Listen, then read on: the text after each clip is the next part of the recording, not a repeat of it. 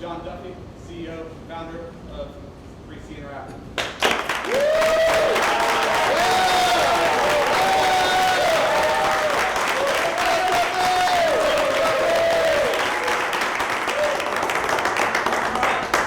If I was feeling grouchy before, I'm not now. That was awesome. I don't think I've ever had a standing ovation. Do it again. There we go. Thank you, John. Thank you for having us. Oh, it's my pleasure. I appreciate you guys taking the time to come listen. It's exciting. Well, I'd like to start with a little bit of the elevator pitch on 3C for those in the audience that don't know what 3C is all about. Well, 3Cinteractive is a mobile platform company that aspires to be the first great consumer engagement company in mobile. We connect our clients to their consumers on a mobile device for the purpose of driving lift, loyalty, and leverage. In other words, do more business. All right, so are you guys a platform and an agency, or just platform software? So from time to time, we get asked that question about are we a SaaS platform or an agency, or we creative people.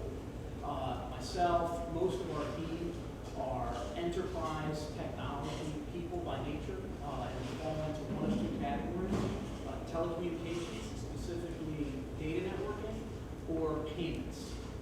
We don't do anything creative. None of our work is all of that exciting. But what we do is process transactions, and that's our business model. We process text messages, phone calls, web page views, anything you can do on the mobile device so that our clients can have a stronger, more powerful, more profitable relationship with their consumers. Are any of your clients recognizable names?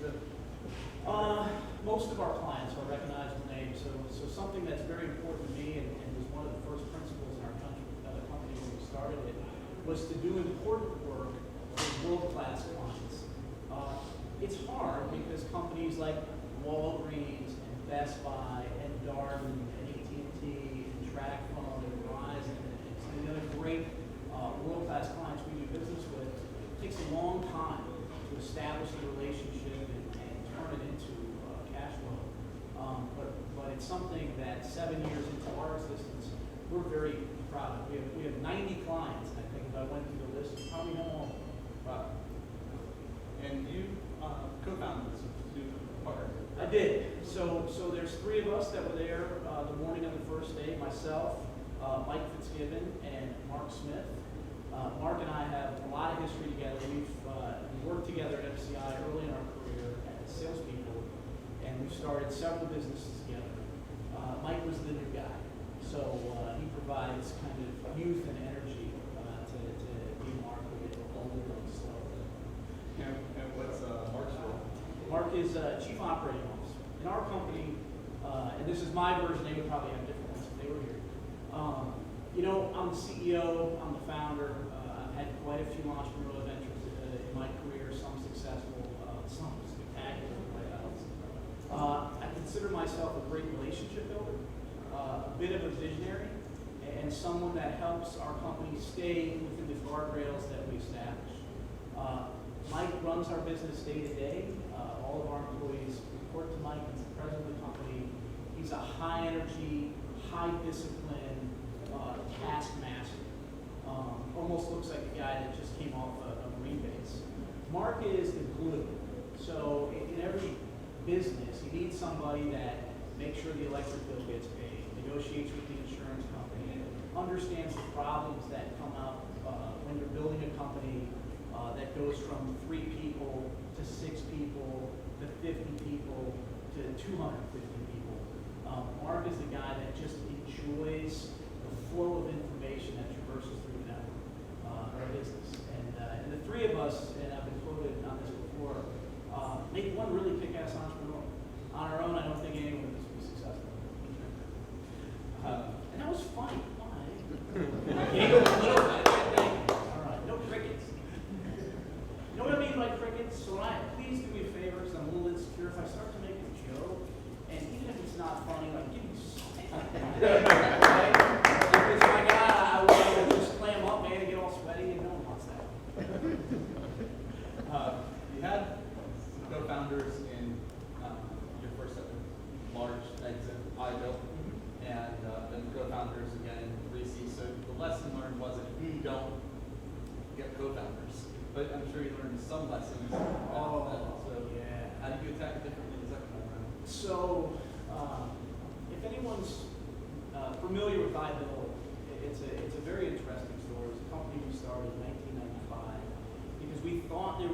business in processing credit card transactions on the internet.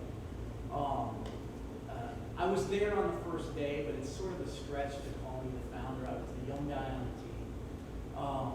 And the lessons I learned at iBill are you can make a lot of really big strategic mistakes and still be successful in a big market.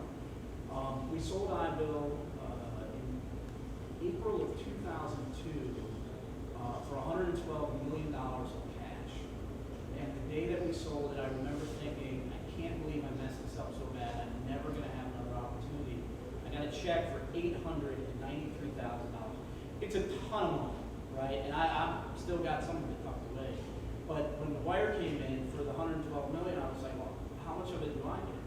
And the lesson for me was know your customers, because we lost control of our customer base, and I did not know our customers and didn't do value work for them. We did not focus on the quality of the team. I did not do anything to keep control of the vote of the business and the direction of the business, and subsequently paid the price. And at 3Cinteractive, we constantly refer to the lessons we learned at iBill to make sure we don't make the same mistakes. We're making all kinds of new ones, but we're not making the same ones we made there. Gotcha. So you mentioned keeping control of the company and the direction. It sounds like it went in the direction others were making a lot of shit. Is everyone in the room an entrepreneur, had a company, incorporated something? So what we did when we started 3Cinteractive, we knew that we were going to invest the first capital in the business and risk it ourselves. And then make some mistakes and iterate, make some mistakes and iterate, hopefully get to a point where we started to do some important work for some great clients, and that we probably want to raise money. And so we created a corporate structure where we have two classes of shares.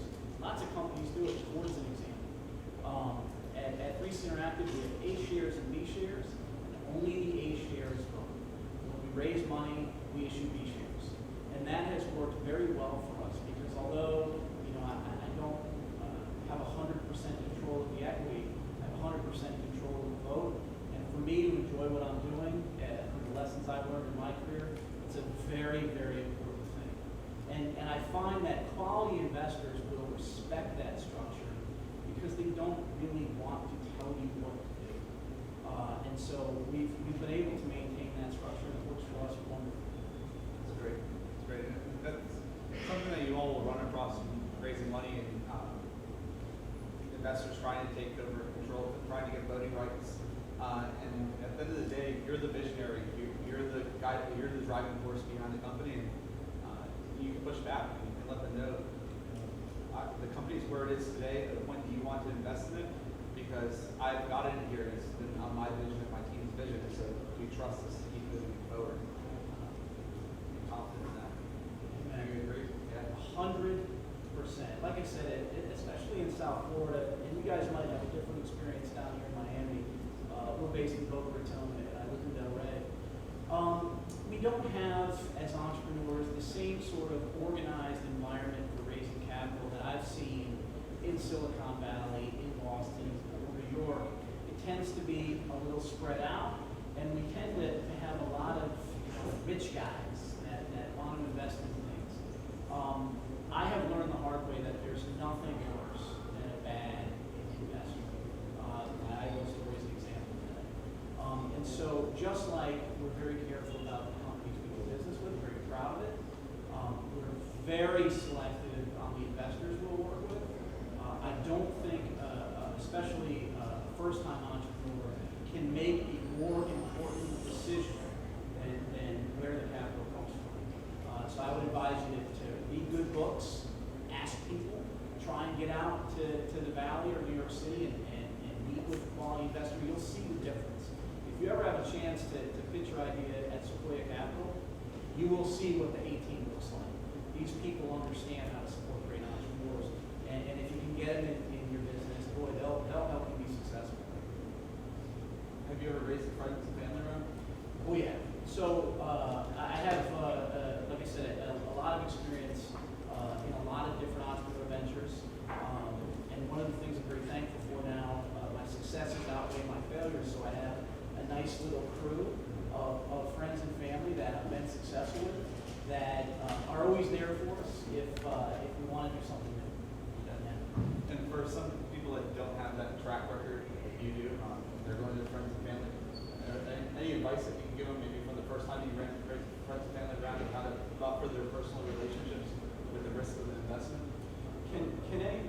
I'm going to ask a question first. Can anyone give me a good definition of the term accredited investor in this room? Are you familiar with what I'm talking about? $250,000 a year, 2 years in a row, and put over a million. There you go. So, there's a couple more if you have a certain type of SEC license, things like that. That's a very important line. So the question is, what is an accredited investor? An accredited investor is somebody that has a certain steady income, a large number, it's 250 now, I guess, or has $1 million net worth, or has certain licenses like a stockbroker, Series 7. And the reason that term exists is because people that have that sort of job, or that sort of wealth, or that sort of training, know better than to invest in. And I have found that it makes a lot of sense. I would not, I take the sacred trust that my investors give me very, very seriously. And I would not want to have an investor on our cap chart where us losing their money would significantly change or impact their life in a negative way. I wouldn't react well to that pressure. I'll tell you a story about a guy in Boca Raton that's an investor with us. He's been in business 35 years. He's a self-made billionaire. He has he's a law degree. He's a brilliant guy. And he heard about our company from mutual friends. He approached me and he said, you know what, I'd like to participate. I said, well, we really aren't raising equity. He goes, can I buy someone out? I said, as a matter of fact, you can. We have somebody that's getting old and would like to be taken out. They made their deal. I went to see him, and I said, you know, he put $500,000 into our company. He didn't ask for financials. He didn't want to see the business model. He bought our stock, kind of sight unseen. And I said, you know, that was sort of a unique situation for me. He didn't ask for anything. What do you want? You want our audits? Want to talk to the team? I said, no, I'm comfortable with what I know about you and the recommendations. He goes, and between you and I, $500,000 is the same to me as it is to you. And I thought that was and that was another chance for you guys to laugh. Thank you. So my point was, it isn't a lot of money to have. $500,000 means a lot to me. And I'm going to pay attention to that. He can afford, and he wants bets in mobile. He wants to support companies like us in the area. But man, if we fail, knock on wood, we won't. I think we'll still have a relationship. And that's a long answer to your question about advice on that. Boy, be careful. This is really hard work. You will fail most of the time. If it was easy, everyone would do it. You need to be thinking about that as your mom or your sister or your buddy is investing in you, that most likely you're going to lose, or most likely you're going to have to dilute them, or absolutely it's going to take longer than you expect and you may have to go back for more money. Role play that in your mind before you catch their check. It will save you some very uncomfortable conversations I've had in my career, which I regret. Some people would say that when looking at South Florida's startup ecosystem, that one of the pieces that we may be falling short on are software engineers. And I know that you, rather than blaming the problem, you've started to work on some solutions. What have you been doing to? I don't think that's a problem unique to this community or geography. And I think software engineering is a profession like anything else. I don't think we have enough good lawyers. We got a lot of really mediocre ones, you know. And so, to answer your question about what we're going to do about it, well, we have expanded our geographical footprint into areas where the fishing is a little less competitive. So we have a great new engineering office that opened last year in Eugene, Oregon. And people think of Eugene as a college town, and it is. And they produce great software engineers out of the University of Oregon. Hewlett-Packard has spectacular research and development facility there. They've been laying people off. And so in Eugene, Oregon, we're the great company to work for. I'd like to think that here in Boca Raton, we're one of the great companies to work for too. I spend a lot of my time at the local universities, FAU, Lynn University, University of Miami, Palm Beach State, anywhere where we can have some impact at an early age, some of the high schools even, to try and direct the training they're getting so they're better equipped to start learning when they come work for us. And then for me, I'm not a software engineer, and I'm probably one of the dying breed of tech CEOs that doesn't start in that capacity. It's about having great leadership. And that has been a problem that has plagued me throughout my career, not recognizing what type of individual it takes to lead a great team of software engineers and give them the good problems that curious, sophisticated engineers want to work on. I'm happy to say that we have solved that problem now. We brought in a guy who cut his teeth at AOL and built a lot of AOL products that you probably used to use, like instant messenger and things like that. He's a gray-haired, not very cool-looking, fella, but he understands business process. He understands good engineering and documentation, and he's taken this great group of people that we've attracted over the years and he's making them better. That's great. That's what we've done. Okay, so you're getting it at the ground level, Absolutely. into the education, and then bringing in top level mentorship inside the organization. Absolutely. Great. Experience and exposure is what I can give our engineering. I can find people to mentor them. I can find new employees that have different sets of experience.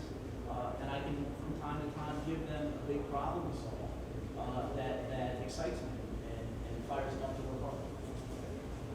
So the fact that you have uprooted the company and taken it elsewhere, you see South Florida as a place where companies can be built, and sure, it maybe has some room for improvement, but has potential to be a great ecosystem. Oh, yeah. I What do mean, you think I we're think, doing not to right? answer your question in advance, but well, I'm a big fan of what Citrus has done. I spend a lot of time working with LexisNexis that has a big engineering operation based in Boca.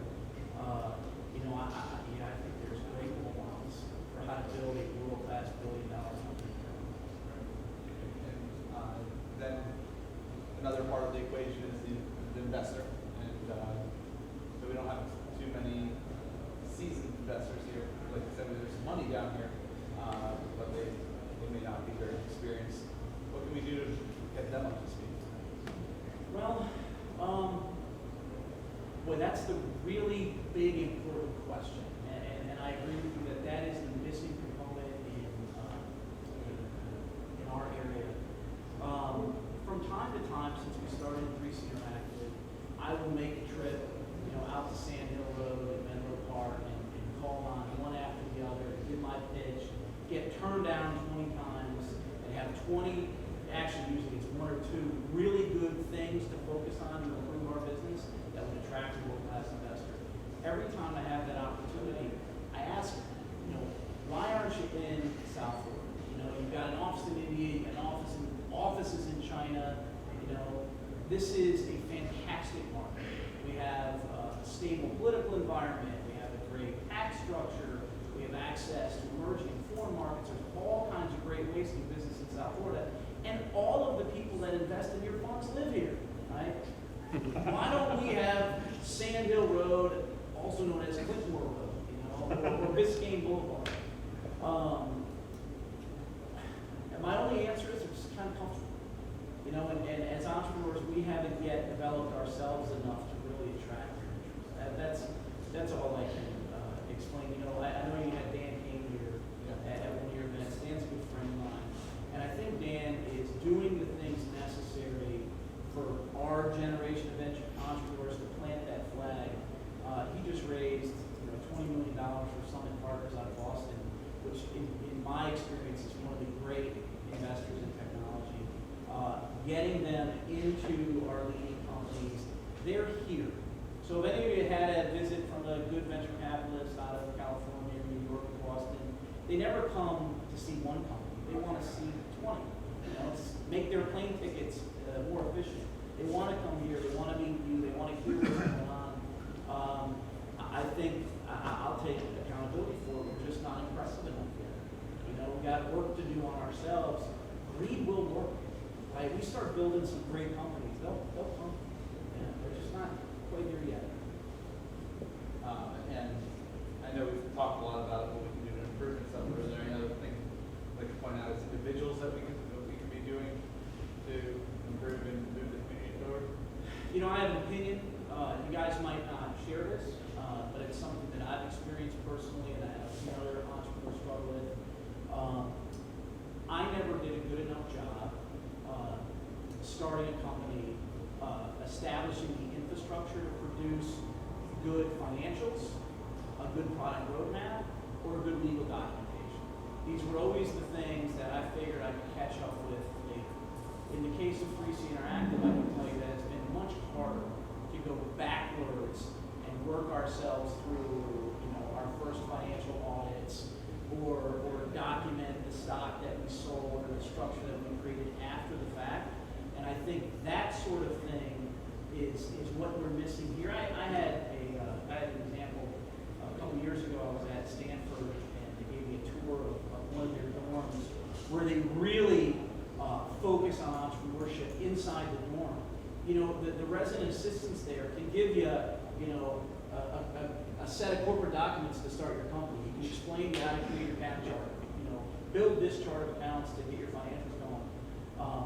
That's missing here. I'm going to give you a story that really clarifies it for me, and she'll hate me for saying this, but it's true. There's an entrepreneur in Delray Beach. Her name is Tara Sparrow. And Tara's awesome. She's got a great little business helping retailers, especially small ones, use Facebook and other social networks to drive their business. Man, you spend 15 minutes with Tara, and you look at the revenue growth of her company, and you want in. She's awesome. Her clients love her. It's recurring revenue. She never loses a customer, and she's extra awesome.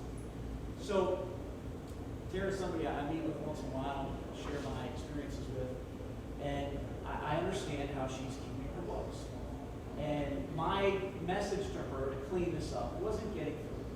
So on a visit we had from a great investor, I brought Tara in. And she gave her elevator pitch, she went through her client relationships, her marketing documentation, spectacular. He was ready to write her a check. And then she handed him her P&L. And he went, like which way is it supposed to go? And that's where she loses. And I did the exact same thing. It took me a long time and many tough defeats before I made the investment in getting my infrastructure in order. And I would please challenge you guys to try and do that first. And if you don't even know for sure what I'm talking about, let's talk afterwards and maybe I can send you some stuff about it. Lucky for us, you said we have a lot of mediocre attorneys in South Florida. And we've got to count on them to do this kind of work, and at a couple $100 an hour minimum, I've had some ideas of how to lessen the blow for entrepreneurs. When you're bootstrapping, early on, and when you got to put these practices in place, a lot of times you probably reviewed it, the money just wasn't there, and you can kind of just fly by the seat of your pants. You say it's a very important place to invest those first dollars? Well, we have a motto at 3C that I like a lot. We use rich guys extra stuff. And so I got some help. I went and talked to the CFO and Chief Administration Officer at James Family and asked them to look through my stuff and give me some thoughts. And they pointed me towards free resources, books I should read, and gave me a slap and said, "This is child's play." You can do a lot of it on your own.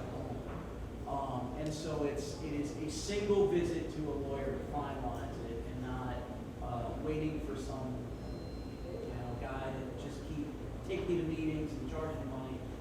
But it's important, right? And as a community, like I said, this is my opinion, we will not reach critical mass as an entrepreneurial community until we do that work better.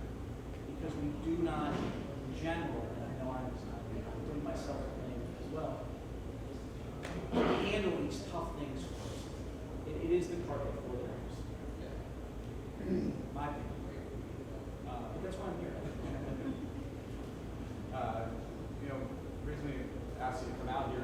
share your lessons learned with us and help us avoid some of those lessons for those of us who can learn from other people's mistakes.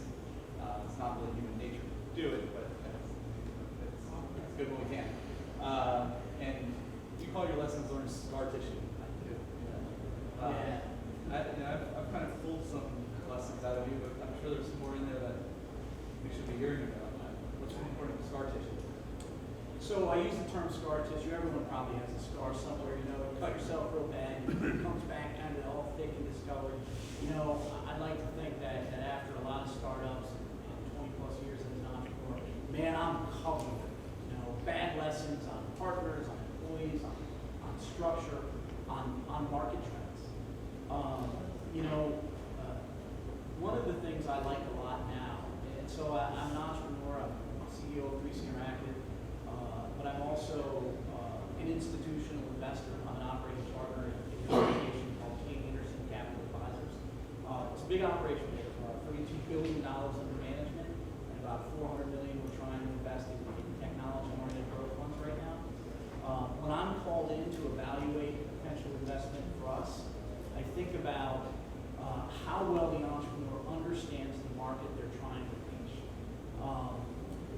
That says a lot to me about how well the team, the entrepreneur, has thought about who their customer is going to be. For example, I know over the next couple of years at 3C, our new customers are going to be large global retailers, right? We know exactly how big that market size is. We know how they make decisions. We have our product.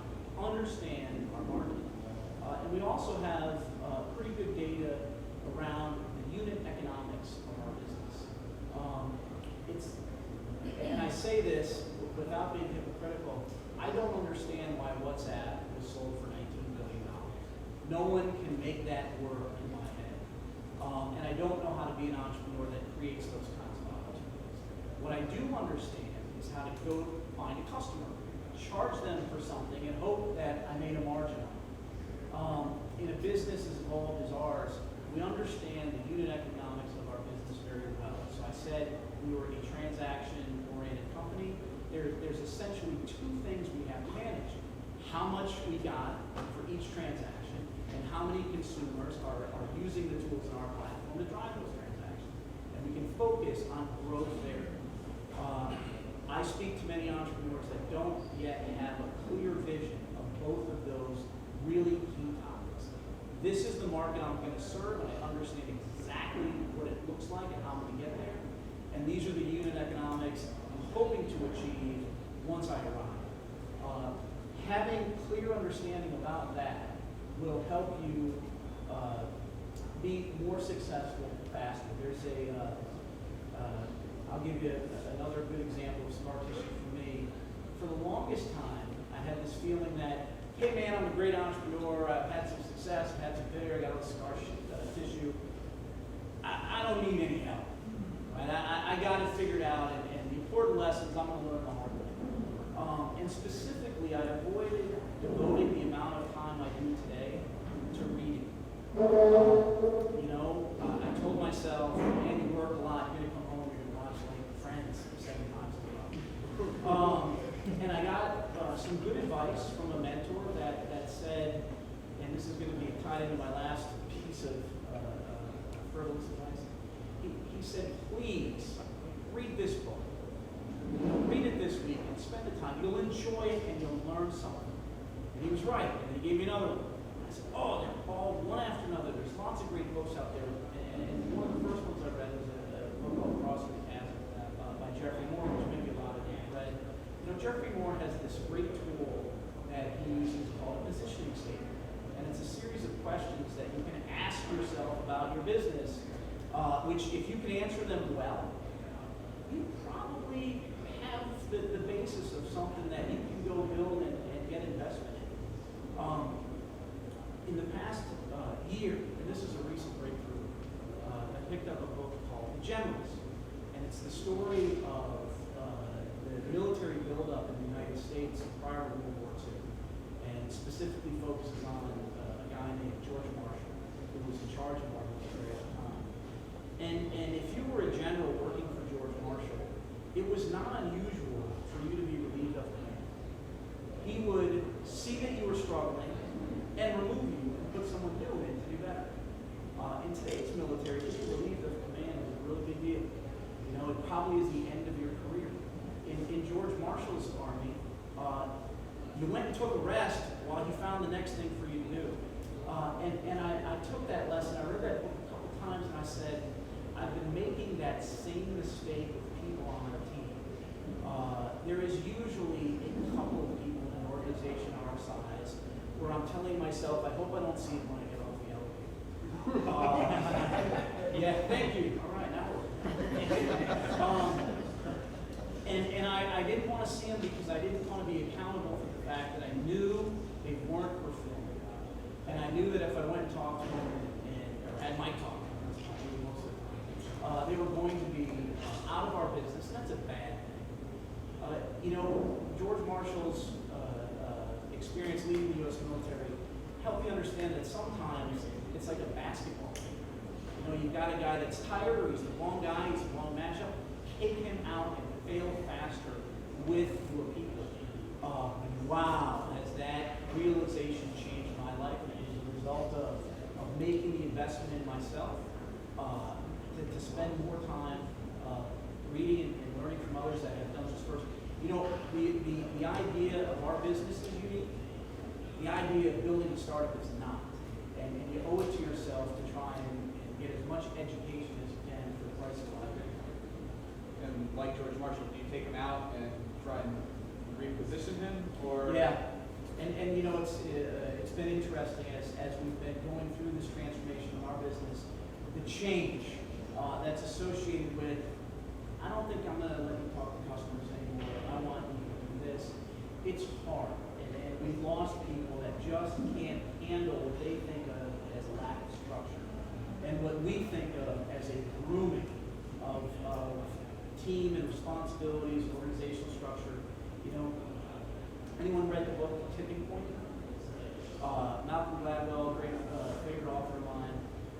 He talks about the science behind organizations that get beyond 150 people, and he suggests, he's got the facts behind it, that in an organization less than 150 people, the personal relationships keep people working, right? You know, I know you, and I know how you work with him, and I can keep that many people, and we can all do about that many relationships. Beyond 150 people, that social order completely breaks down, and you see it a number kind of throughout history, that groups of more than 150 people require structure. Implementing that structure and that accountability to the mission, as we move past 150 people, has been painful, but boy, is it helping our results. I'm sorry? What's the name of the guy? Malcolm Gladwell. The book is called Tipping Point. I've been in a situation myself in a startup company that my role had to evolve over time, and there were points where I was able to go to the CEO and say, kind of getting burnt out on this. I think we should bring someone else in here to do this, and I want to go on and do that next. And that's what kept me there for as long as I was. So that culture kept me around for a while. And as long as talent is as valuable as it is, culture is very important. You can't. They say you don't create culture; it's kind of there from the foundation. But there's some things that you can do to create a culture, whether or not you do it directly. Practicing what you do and shifting people around is part of it. Any other things that you do to create company culture? You know, in a small organization like we were years ago, it is personal relationships, and for me, my drug is the interns and the recent college graduates or the young people that come into our business, where you're helping them create a career. Right? They're doing something for the first time. Our director of communications is here. We were talking about meeting with this morning. We have this girl that works for us that, you know, she was a spectacular graphic artist, right? She came out of school, graphic artist, I'm going to build a new website, work on marketing materials. And she found that it wasn't particularly rewarding, because she would be proud of a piece of work that she had done, and I would go, the line should be over here, and it would break her heart. It wasn't a black and white. She couldn't measure her results. she's now working on our strategy and analytics team, where her natural intelligence and competency with machines and math is helping her really make an impact. And now she can draw a straight line. Here's what I was told to do. Here's the result I got. I'm successful. And I am a believer that measured performance is the only way to build competency. And people will struggle to be happier in their career until they appreciate their competency. So it's a very clear cycle of personal development. At under 150 people, we talked about it. You know, kicked it around and had a beer. Now we have very specific processes in our talent management organization to develop people, challenge their thinking, and create opportunities. It's a hard thing to do. And I was warned that as we grew, it would be a challenge I faced. It was one of those things I didn't believe. I'm different. No. There's science there. Read the science. Make yourself better.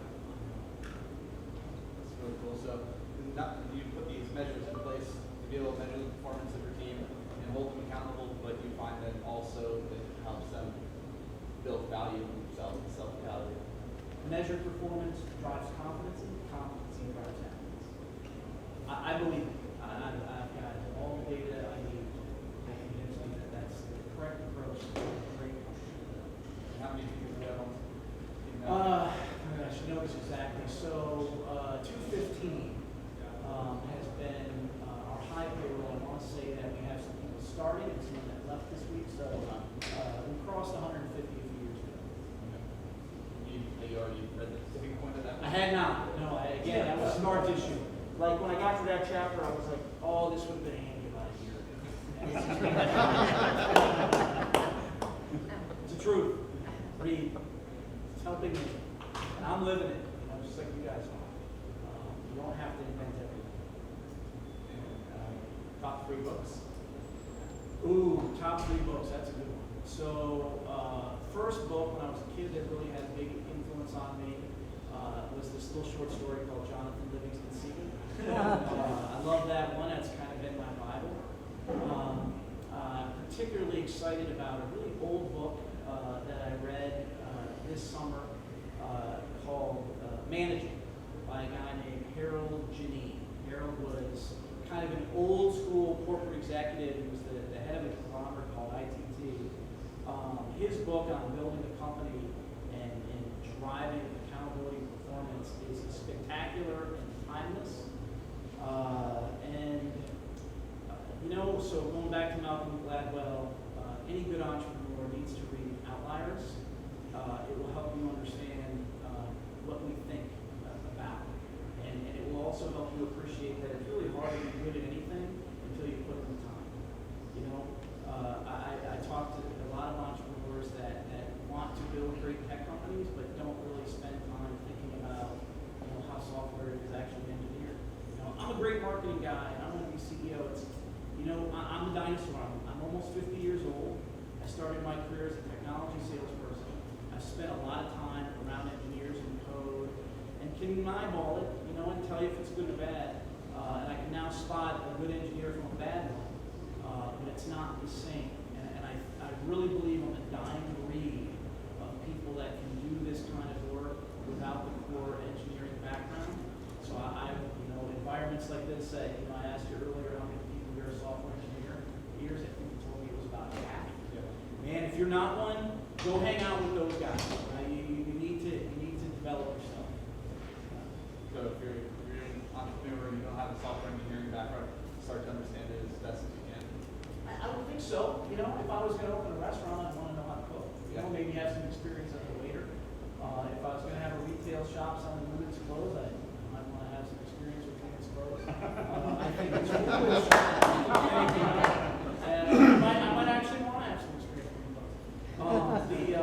I certainly buy them. I made his wife for 2 years. It's just, software is taking over the world. All of the things we love are being driven by software. And we're just transitioning the power of our lives to these people. Be one of them if you're going to build a tech company. Or lock one down as a partner, right? That's what I think. Yeah, a good friend of mine is a grad tonight. One day, I saw him presenting, and he said, "Yeah, we're lucky in America. The code is written in English. You know, there's people in China developing, there's people in India developing, and they're getting ahead of you, and they're learning the languages. So, at the very least, learn some HTML, learn some PHP if you're going to do technology." Yeah, absolutely. All right, well, we'll open it up to Q&A now. Start with the front row. Anyone got any questions up front? I have a question. Yeah. You said the three partners you guys started with, you have 90 clients now. What was the process to get the first couple clients? Did you have contacts in the industry? Well, we did. So you know, the team has experience in, like I said, telecom payments.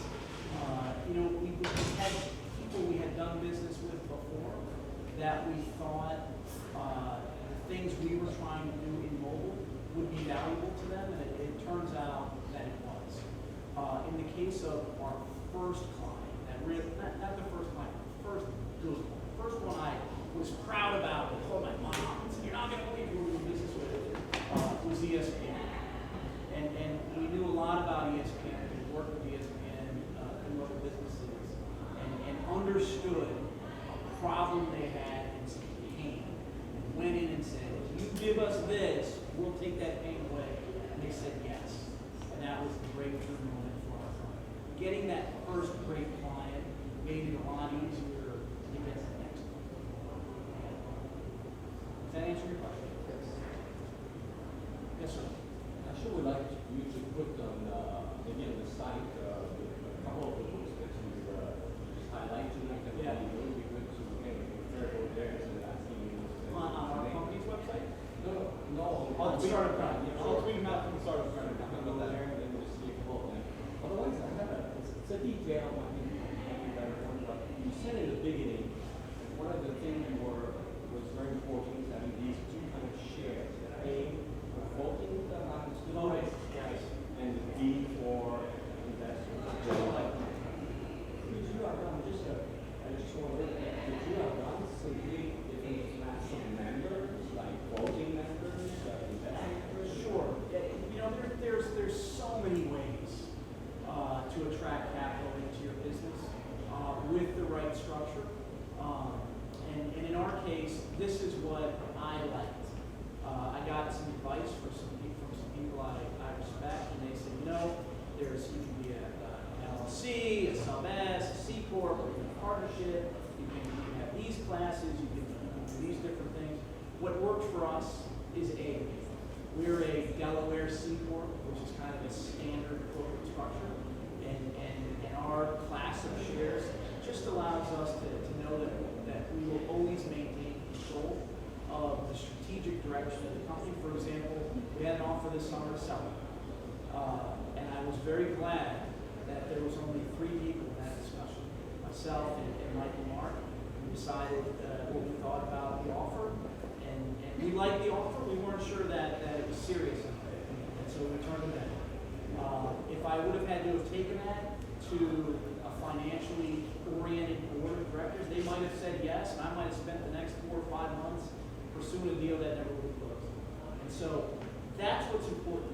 When big decisions come, it's a small group that's in there living the business that can act quickly. If it would have been a great offer, boy, we closed in 2 days. You know, maybe I'm going past your question, but man, am I passionate about it. Sure. Yes, sir. 2 questions. Do you go dealing with employees that are not working? Do you go as far as Jack Welch's philosophy that the bottom 10% has to go every Like year? a top rating methodology. You know, boy, General Electric is a really different business. I would be, I don't think I'm worthy yet to try and evaluate the way that they operate. It makes, you know, I could argue for or against it. The concept is, you know, the bottom 10% of your company, you fire everyone. In an organization like GE that probably has, you know, I don't know, hundreds of thousands, if not millions of employees and operations around the world, you gotta have something. But for our organization, I don't know that would work because I think it puts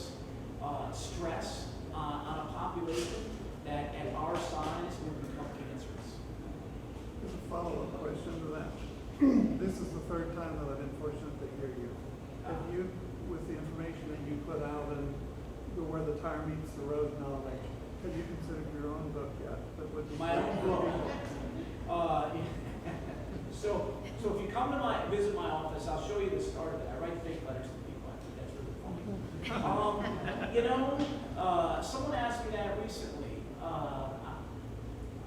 I guess it would be really flattering, and if I was in a point in my life where I really felt I had something compelling to say and that I could translate properly, I'd love to do that. Would you do because you get down to where the tire meets the road, which so Yeah. many do now? It's a ways off. We had a meeting today where we're trying to recruit a new member to our board of directors. And it's somebody that we really shouldn't get because he's just that awesome. We're not good enough for him. He might do it. We spent a lot of time pitching him on the processes that we created to develop our team. And our hypothesis was that as he's getting older, he wants to find ways where he can develop his legacy. So we suckered him in. We brought in all these great young people. They told their story about how to develop and things like that. One of our team members said, "There's our book, right? We're going to write a book about this process." And I said, I don't know. I think that would be awesome. I think that for me personally, I would struggle because we write it, we put it out there, no one would buy it, and then I'd want to kill myself. I don't know. I mean, I'd be giving it away. I have a friend who's a really successful guy in Fort Lauderdale that wrote a book last year, and this is a guy that's really, really successful. And I see him everywhere carrying it around, trying to give it to people. Have you sold one yet? Yes, sir. How would you describe the process going from the startup founder survival mode, trying to prove the concept, to actually having a concept that works, getting revenue, trying to build a team, and how difficult is that? Well, I describe it as lucky and grateful. It is really hard. And there's as much danger in I don't think about the right way to say this. I'm very proud of our company and my career and the nice things that people say about me. That's a dangerous double-edged sword. I love to come to an event like this and get the attention and talk about the things I believe in. If I do too much of it, I won't pay attention to the things we're doing in our business. If I do too much of it, I'll start believing my own life too much, and lose track of the things that I really believe are important. In my life, it's being a good father, being a good husband, being a good partner, being a good friend, in that order. And so, as to answer your question, when he started to get over the mountain and the flywheel started turning, a great book by Jim Collins, right? Feel the momentum building. It can stop and crush you. It can speed up too fast and crush you. I think what's important for us is to understand what our principles are and live by them regardless of the circumstances. So how did it feel you had to change to make that transition? What changed about you? I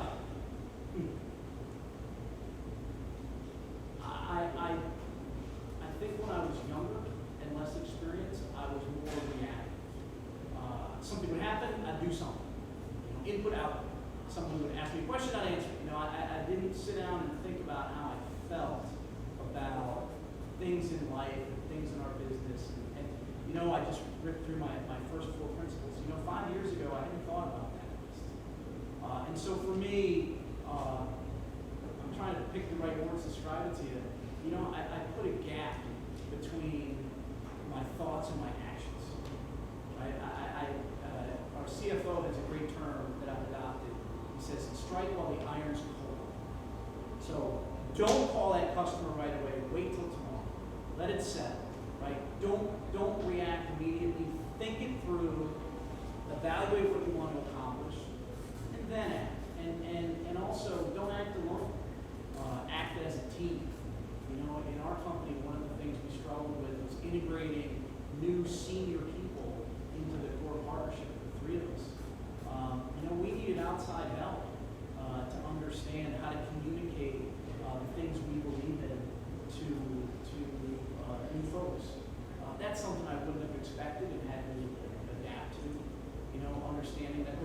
process for bringing in a new senior vice president of technology. Follow it, learn it, live it. Yes, sir. Thank you. So, in the businesses I run, I find like personally one of my largest challenges is getting caught up in the day-to-day. Everything that's going on, managing all my employees, working with all my clients, working with all the problems, all the solutions. And it's very difficult, even though I try to step out and take like a 5,000 foot up approach, looking down, try to change the bigger things or, really grow the business aggressively. And no matter how much I try, I always get sucked into the day-to-day every single day. Have you ever experienced that, or any advice on?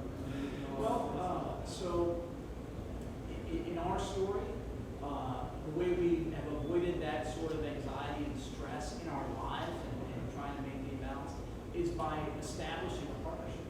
And so myself, Mike, and Mark, there's an ebb and flow. There's times when each of us will need to step up or step down to help the other. And I am a firm believer that great startups are worked by teams, not by a single individual fighting all the fires, having all the wins. It can work that way. It doesn't work for me. It's important to have the right balance between work, family, play, and development. And I can't do it alone. And so I try and make that decision before I'm in those circumstances. I don't know how to help you get out of it, but I would suggest maybe slowing down so that you can speak up. I'm a recent law school graduate, and I work at a corporate transactional firm with a lot of startups. And you mentioned that there's a lot of mediocre attorneys. Yeah, I'm sorry about that. No, it's okay. No offense taken. I was just wondering, what are some of the qualities that you think brings a mediocre attorney, is a mediocre versus great? And I guess to make it relevant for everybody, what should people with startups look for in legal services or from their attorney? That's a really powerful question. I don't know if I have a good answer for you.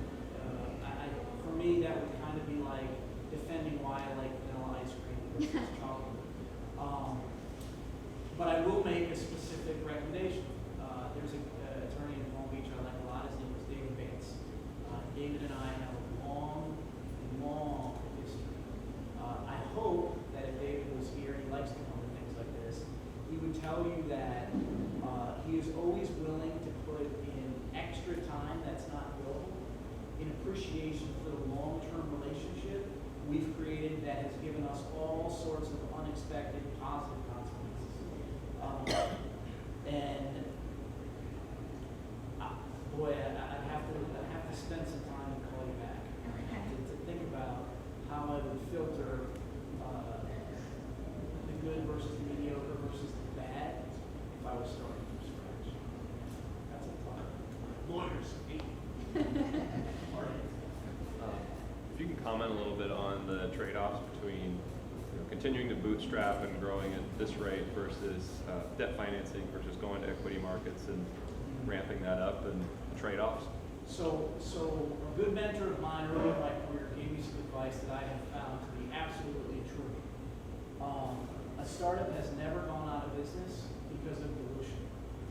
Lots of startups go out of business because they can't make their interest payments. I am very debt averse. I would rather have a smaller piece of the business in terms of the equity than to have debt on our cap chart. Full disclosure, I've done it, and I'm always uncomfortable about it. It's always more expensive in the end, in my opinion. Things never go right. There's always going to take twice as long and cost twice as much, and there's going to be a hurricane. Life is going to happen. Debt doesn't forget. It's still due next month.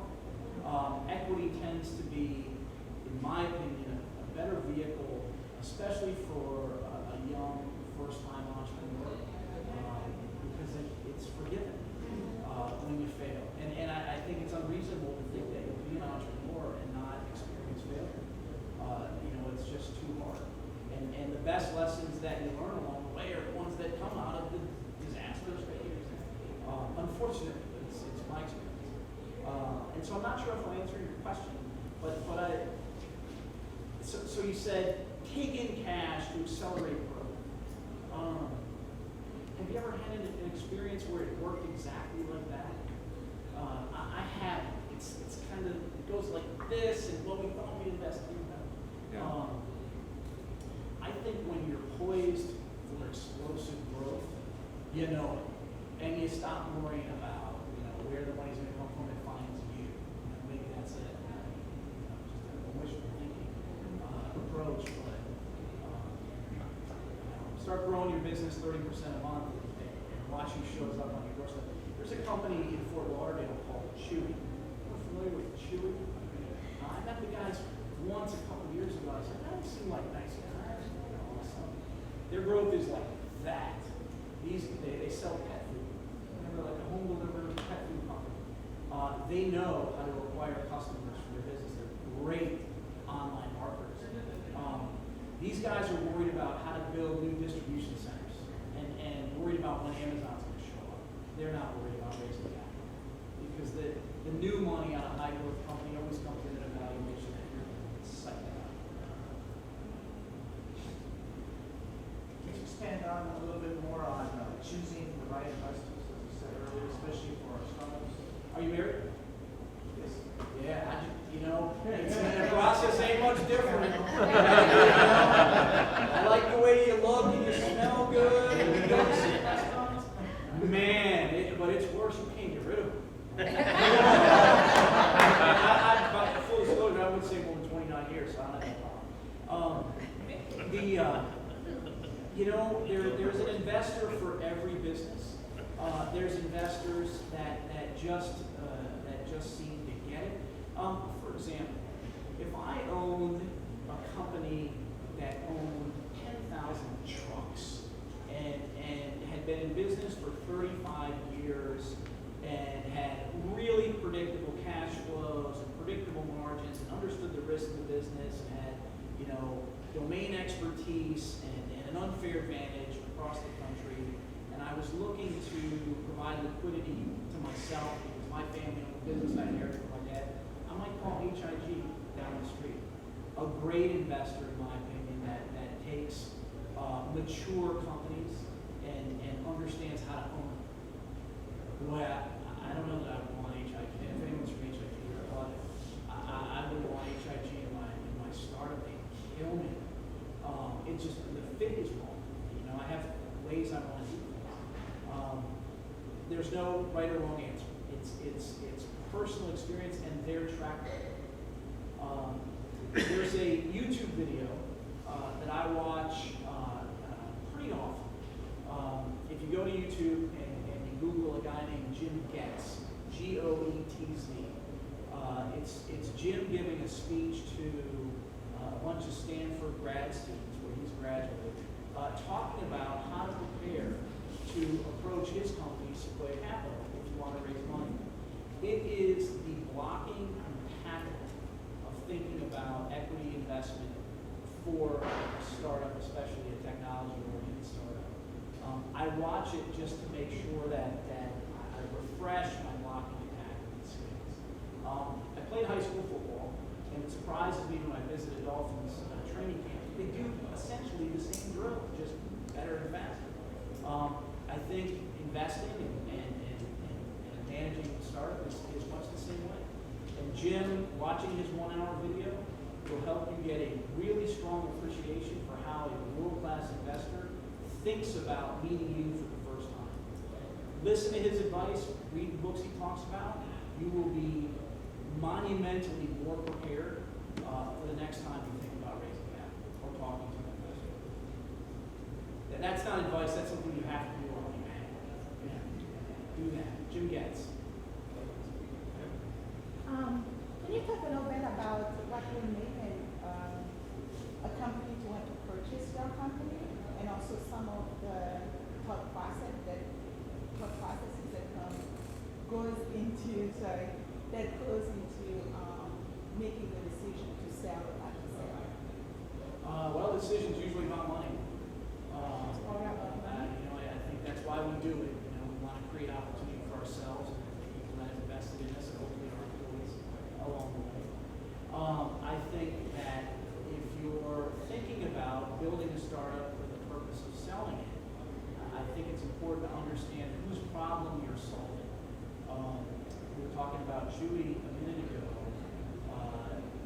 great story about diapers.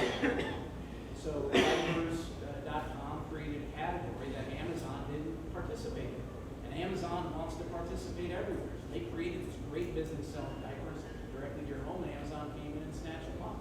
I think the same story applies to Zappos. You know, build a great customer service infrastructure, solve a big problem of managing and engaging with the consumer online, and Amazon showed up and took them out.